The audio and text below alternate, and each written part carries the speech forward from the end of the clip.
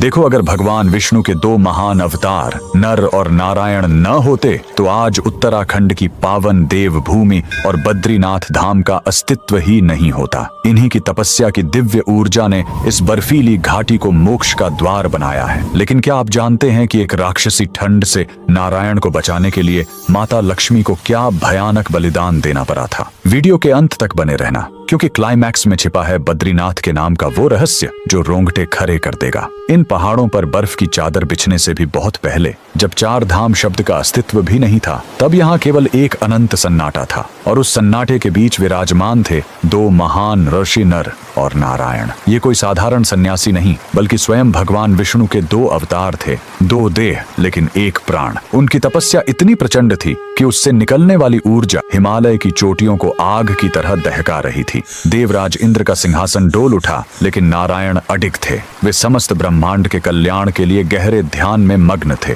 पर उस समय हिमालय की स्थिति किसी खूंखार राक्षस जैसी खौफनाक थी। हड्डियां गला देने वाली वो राक्षसी ठंड, जिस्म को चीरती हुई बर्फीली हवाएं और अंतहीन बर्फबारी। धीरे धीरे नारायण का शरीर बर्फ की परतों के नीचे दबने लगा था। वैकुंठ में बैठी माता लक्ष्मी से अपने स्वामी की यह दशा देखी नहीं गई। वे उस जमे हुए मरुस्थल में अपने आराध्य को खोजने निकल पड़ी। जब उन्होंने नारायण को उस कातिल ठंड के बीच गहन समाधि में देखा, तो उन्होंने एक ऐसा निर्णय लिया जिसने इस पूरी घाटी का इतिहास बदल दिया। माता लक्ष्मी ने स्वयं को एक बद्री यानी बेर के विशाल वृक्ष में बदल लिया। हजारों वर्षों तक वे एक छतरी बनकर नारायण के ऊपर अडिग खड़ी रहीं। वे उन पर गिरने वाली हर बर्फ को, हर तूफान को खुद पर झेलती रहीं। माता के उस निस्वार्थ बलिदान ने नारायण को उस विनाशकारी ठंड से बचाए रखा। जब युगों बाद नारायण की समाधि टूटी, तो उन्होंने देखा कि माता लक्ष्मी खुद बर्फ से पूरी तरह ढकी हुई हैं।